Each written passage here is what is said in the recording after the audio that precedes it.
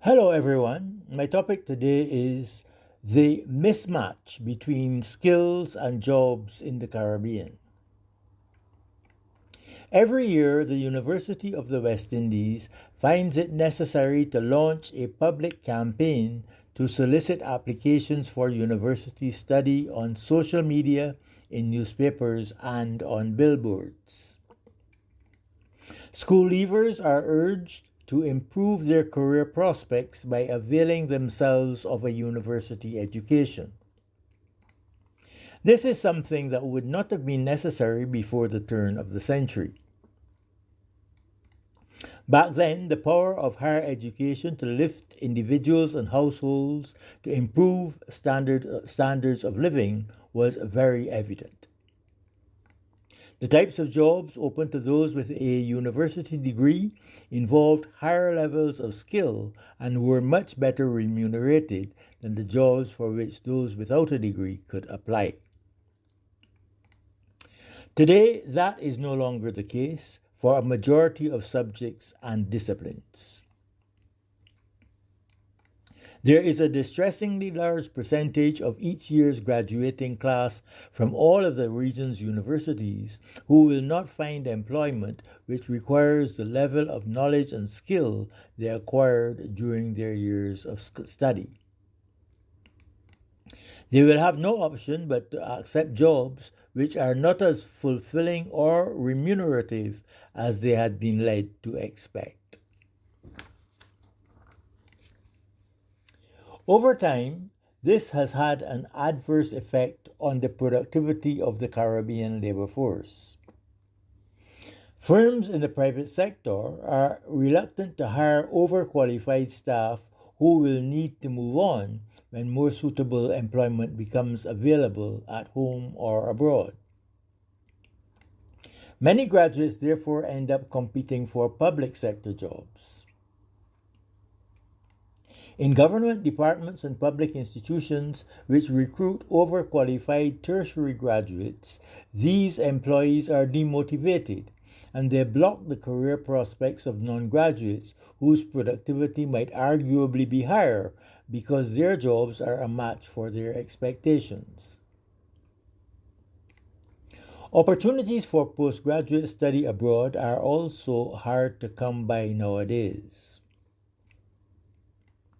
When I graduated from UWI Mona in 1967, persons who earned a first-class degree in any discipline were assured of a scholarship for graduate study at a university somewhere in a Commonwealth country. Our lecturers and professors worked actively with us to secure scholarships with the help of their networks of associates in leading universities in the UK, Canada, Australia, and elsewhere. Today, even the most accomplished university graduates have little individual support or guidance on postgraduate options. To make matters more difficult, the value of scholarships available for study in the Caribbean's traditional overseas university partners has not kept pace with tuition and living costs. At the moment, the scholarships which provide the most complete coverage of university study at undergraduate and postgraduate levels are those offered by the government of China.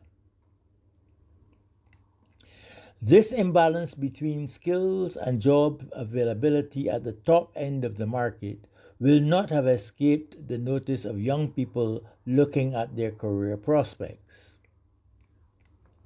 The more stories we hear of graduates in information technology going several years in a vain search for employment, economics graduates working as nail technicians, and graduates in psychology working at supermarket checkout counters, the less inclined will be young people be to undertake university studies.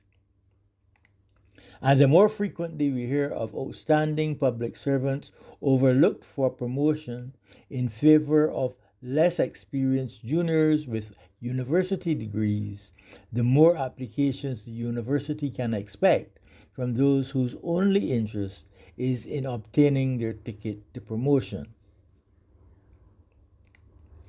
There is also an imbalance in the low income segment of the labor market caused by a number of factors, including the universal use of modern technology, the degree of informality in this segment, and the prevalence of migrant workers in search of jobs. There are no truly unskilled jobs in a modern economy. Powered tools, cell phones and tablets, and other specialized instruments are used in all activities and services. There are measurements to be done, payments to be made and accounted for, regulations to be followed, and other requirements and tasks which only those with a sound primary education will be able to manage well. All too often, persons applying for low wage work do not have a sound primary education, and employers who depend on low wage and casual labor are plagued by low productivity as a result. To escape the consequences of unproductive local labor, the employer may turn to immigrants through formal or informal channels. The fact that much of the trading in the low wage sector is provided on informal markets makes this easy to do. There are discrepancies in wages among CARICOM countries and with our neighbors in Latin America, which make migration attractive for low wage earners. A Jamaican who makes the average wage in the food vending sector in Barbados earns enough to purchase consumer durables back home that they would not have been able to afford on a food vendor's wages in Jamaica. Prolonged hardships in Venezuela have provided Trinidadians with more affordable labor for such services as babysitting and shop assistance. The net result is that the low-wage segment of the labor market is characterized by low productivity, a high degree of informality, rapid job turnover, and high levels of underemployment and temporary employment. Overall, the labor markets in the Caribbean countries are in a state of flux, characterized by imbalances in the supply and demand for highly skilled workers as well as those with lesser levels of skill. Government policies will have to adapt to this reality sooner or later. At lower wage levels, the proportion of informal activity will continue to grow unless immigration policies are eased. With respect to education, strategic policies are needed to redress the skills imbalance. At lower wage levels, the goal must be to provide 100% of the able-bodied labor force with a sound primary education.